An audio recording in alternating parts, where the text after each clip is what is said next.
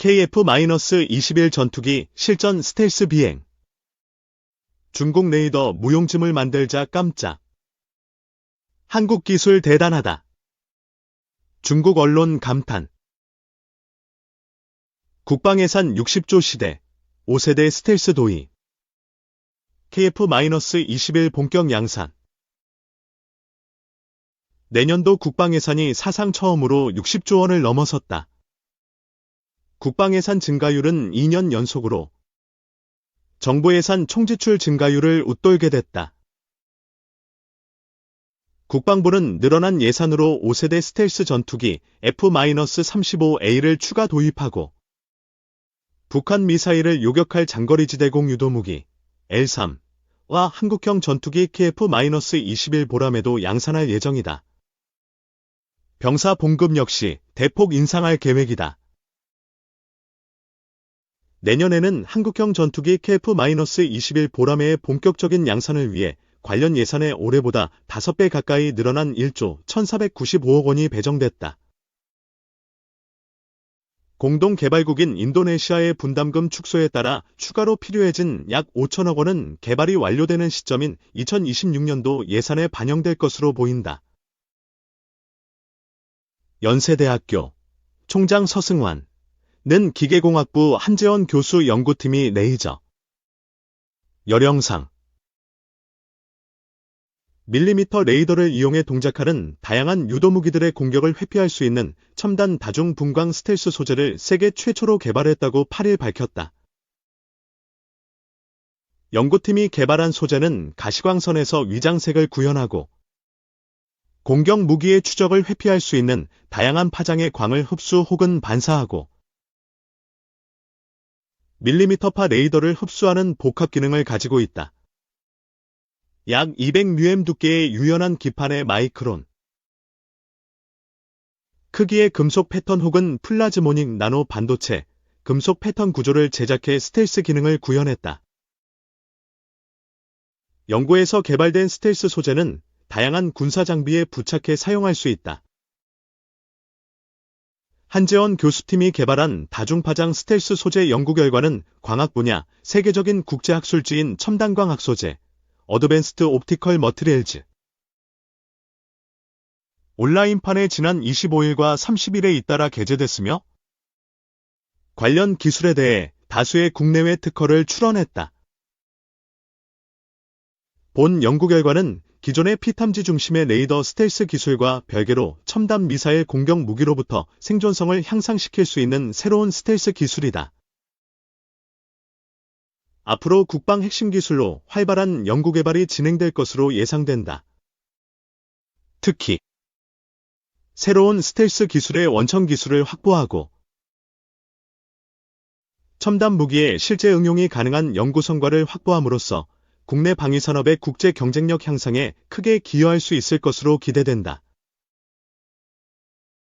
레이저 유도 미사일은 레이저를 표적에 비추고 표적의 표면에서 산란돼 되돌아오는 광을 이용해 미사일을 유도하게 된다. 본 연구에서 제안한 스텔스 소재는 플라즈모닉 메타물질 구조를 이용해 해당 레이저 광을 완전히 흡수하는 표면을 제작함으로써 미사일을 유도하는 산란광의 발생을 억제한다. 적외선 열영상 추적 미사일은 물체 표면에서 방출되는 적외선을 감지해 표적을 추적한다. 이때 마이크로, 나노 금속 구조를 활용해 표적에서 방출되는 특정 적외선 분광을 최대한 억제해 검출기에 탐지되는 신호를 대폭 줄일 수 있다. 그리고 본 연구에서 개발한 스텔스 소재는 최근 첨단 유도무기에 널리 활용되고 있는 밀리미터파 레이더 파장을 흡수해 밀리미터파 공격 무기를 회피할 수 있다. 한재원 교수는 기술 상용화를 위해 2021년 8월 실험실 창업으로 에즈미, SM의 어드밴스드 스텔스 머티리얼즈 인코퍼레이트드를 설립해 공정기술 개발 연구를 활발하게 진행 중이다. 적외선 및 밀리미터 레이더 스텔스 및 투명 스텔스 소재의 대면적 시제품을 개발하는 데 성공했으며 연구 개발된 시제품을 이용한 적외선 영상 스텔스 기술 시험, 밀리미터파 흡수 성능 평가를 진행했다. 본 연구에서 개발된 첨단 스텔스 소재는 최근 국제적으로 주목을 받고 있는 K2 전차, K9 자주포는 물론이고 레드백 장갑차, 여러 종류의 군용 전술 차량 등 다양한 방위산업 제품에 활용이 가능할 것으로 기대된다. 한편 본 연구는 과학기술정통부 미래국방역 신기술개발사업의 극고온 스텔스 특수소재연구단 총괄연 구책임자 한재원 연구비 지원으로 수행됐다. 2. 트럼프 2기 천조 시장 기회를 보라. 도널드 트럼프 미국 대통령 당선자가 7일 윤석열 대통령과 통화하며 대뜸 꺼낸 말이다. 12분간 이어진 두 사람의 첫 소통에서 가장 큰 관심은 한미 동맹이나 북한 문제가 아닌 조선 협력이었다. 트럼프 당선자는 한국의 세계적인 군함과 선박 건조 능력을 알고 있다며 선박 수출뿐 아니라 유지 보수 정비 분야 등도 이야기를 이어가고 싶다고 밝혔다. 이날 증시에서 하나오션은 22%, 현대중공업은 15%, 삼성중공업은 9% 급등했다.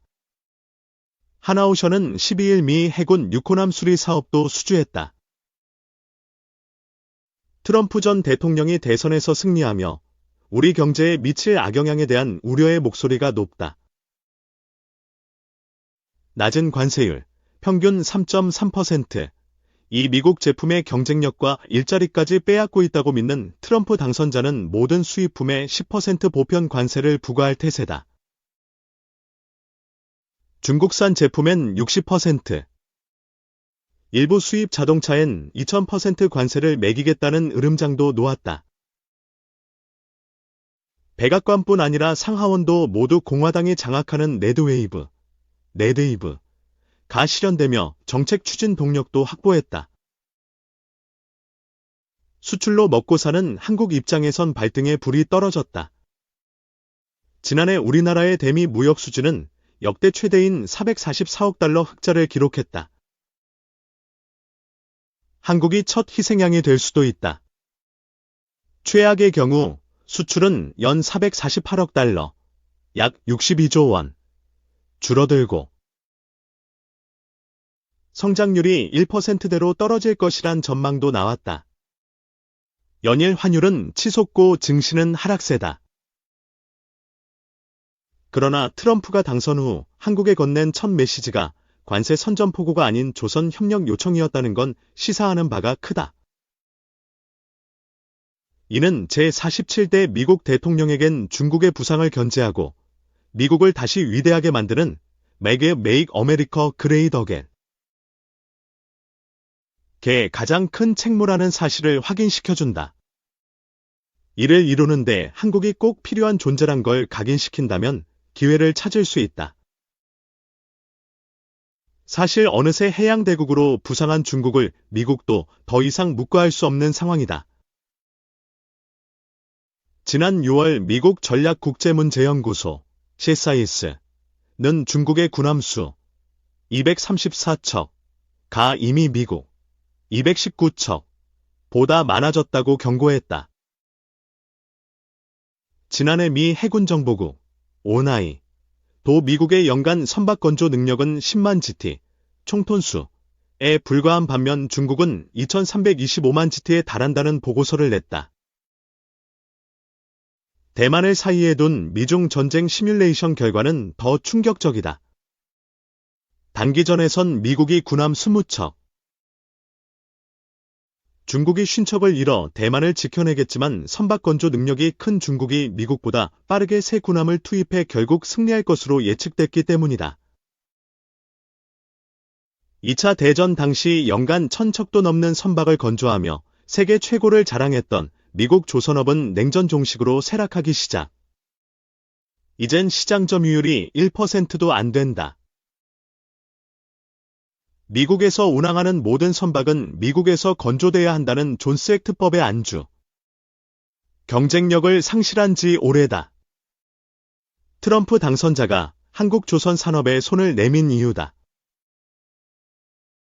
나무가 아닌 숲을 보면서 미중 충돌이란 큰 구도 속에서 트럼프 당선을 오히려 한국 경제 업그레이드 계기로 삼는 게 중요하다는 게 원로들의 조언이다.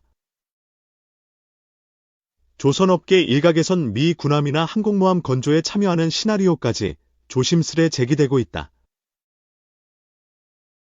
한국도 중국 조선업의 추격이 위협적인 상황이라 윈윈이 될 수 있다. 미국 군함 건조 및 유지 보수 운영, MRO 메인터넌스 리페어 앤드 아퍼라이안, 시장만 뚫어도 시간을 벌 수 있다. 미 해군 마로 시장은 연간 20조 원 규모로 추정된다. 이를 교두보 삼아 1,500억 달러, 약 200조 원 규모인 글로벌 함정 시장으로 진출할 수도 있다. 재계 관계자는 한국과 중국의 주력 산업이 치열하게 경쟁하는 상황에서 트럼프 당선자가 중국을 압박하는 건 우리의 운신폭을 넓혀준다며 악재보다는 호재에 집중하고 미국 중심의 공급망 재편에 적극 동참해야 한다고 귀띔했다. 외교가에서는 트럼프 당선으로 우크라이나 전쟁 종식 가능성이 커진 데 따른 준비도 주문하고 있다. 트럼프 당선자는 이미 블라디미르 푸틴 러시아 대통령과 통화해서 더 이상 전쟁을 확대하지 말라고 주문했다. 러시아는 사실이 아니라고 부인했지만 트럼프 캠프에선 현 상태에서 전쟁을 멈추고 비무장지대를 조성한 뒤 우크라이나의 북대서양 조약기구 가입을 20년간 유예하는 안이 검토되고 있는 것으로 알려졌다. 트럼프 당선자는 줄곧 취임 후 24시간 내 전쟁을 끝내겠다고 공언했다. 물론 러시아와 우크라이나 모두 전쟁을 이대로 끝내는데 흔쾌히 동의할 순 없는 만큼 종전 또는 정전 전망엔 회의적 시각도 많다. 한국전쟁처럼 휴전 협상에만 상당한 시간이 걸릴 수도 있다. 오히려 양국이 영토 확보를 위해 막판 총력전을 펴면 전황은 악화할 수도 있다. 북한군까지 참전했다. 그러나 러시아와 우크라이나뿐 아니라 미국과 유럽에서도 전쟁 피로감이 커지고 있다. 임성남 전 외교부 차관은 트럼프 당선 전과 비교하면 전쟁 종식 가능성이 더 커진 건 사실이라며 전쟁이 하루아침에 칼로 두부 자르듯 끝나진 않겠지만 미리 앞을 내다보고 전후 우크라이나 재건 사업 등에 참여할 준비에 나서는 건 필요하다고 말했다. 우크라이나도 2022년부터 국가재건회의를 발족시켜 전후 복구 계획을 수립해왔다. 주택건설과 전력망 통합, 물류망 연결 등 15대 과제를 이행하는 데엔 총 7,500억 달러, 약 1,000조 원의 자금이 필요할 것으로 추산됐다. 이를 원조와 대출, 투자 유치 등으로 조달하겠다는 게 우크라이나의 구상이다. 올해 초 세계은행, WB,도 향후 10년간 우크라이나 재건 사업에 총 4,860억 달러, 약 680조 원가 소요될 것으로 전망했다. 이는 지난해까지 피해를 토대로 추산한 금액이라 실제로는 더 커질 것으로 보인다. 발빠르게 움직이고 있는 나라는 폴란드다. 3,000개 이상의 폴란드 기업이 우크라이나 재건 사업에 관심을 표명한 데 이어 이미 300여 기업이 진출했다. 국영은행이 이를 뒷받침하고 있다. 폴란드는 우크라이나의 대규모 전차와 장갑차, 자주포 등 군사 지원도 아끼지 않았다.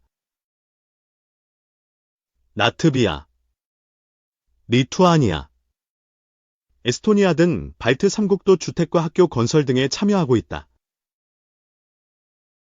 유럽연합, EU, 국가들도 우크라이나 재건 사업이 우크라이나의 친서구화를 촉진하고 지역 경제를 활성화할 것으로 기대하고 있다. 우크라이나에 공여된 자금의 상당 부분이 다시 EU로 환원되는 효과도 있고 난민도 줄일 수 있다. 유엔과 WB, 유럽부흥은행, EBRD과 유럽투자은행, EIB 등 국제기구들은 대부나 긴급 자금 지원 형태로 참여를 모색하고 있다. 서방에서 압류하고 있는 러시아 자산 2,800억 달러, 약 390조 원가 활용된다. 주요 7개국 G7과 EU는 지난 6월 동결된 러시아 자산에서 발생한 수익금을 담보로 총 450억 유로, 약 67조 원을 우크라이나에 대출해주기로 했다. 미 국무부도 지난해 러시아 기업인 콘스탄틴 말로페예프의 미국 내 자산에 우크라이나 재건 사업 명목으로 송금한 바 있다. WB는 재건 사업 수요 분야로 교통, 주택건설, 에너지, 사회보호 등을 꼽았다. 한국이 주목할 분야는 에너지와 건설이다. 우크라이나는 러시아에 대한 의존에서 탈피하기 위해 에너지 전환을 추진하고 있다.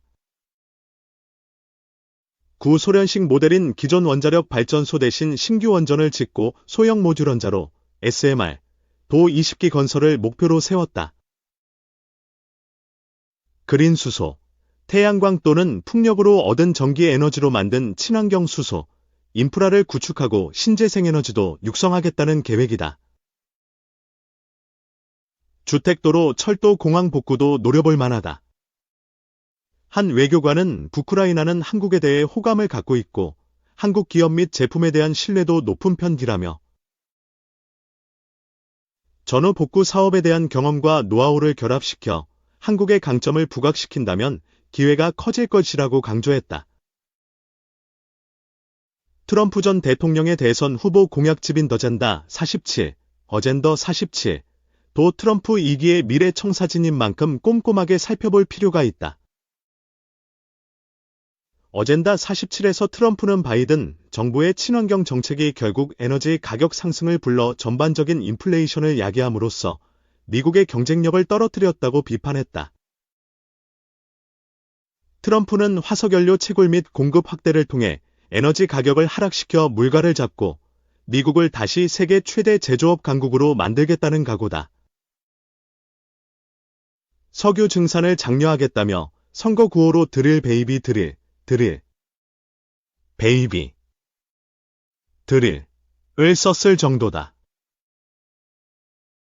공화당의 20대 공약에도 미국을 세계 최대 에너지 생산국으로 만들겠다는 내용이 있다. 미국의 원유 생산이 늘면 국제 유가도 하향 안정될 가능성이 높다. 한국 경제엔 우호적 환경이다. 법무법인 율촌은 트럼프 행정부 2기의 정책과 국내 통상 산업 영향 보고서에서 국내 정유와 석유화학 업계에도 기회가 될 것으로 전망했다. 또 석유가스 시추 및 인프라 관련 기계 장비와 화력발전 가스터빈 수출 등이 늘어날 수 있다고 예상했다.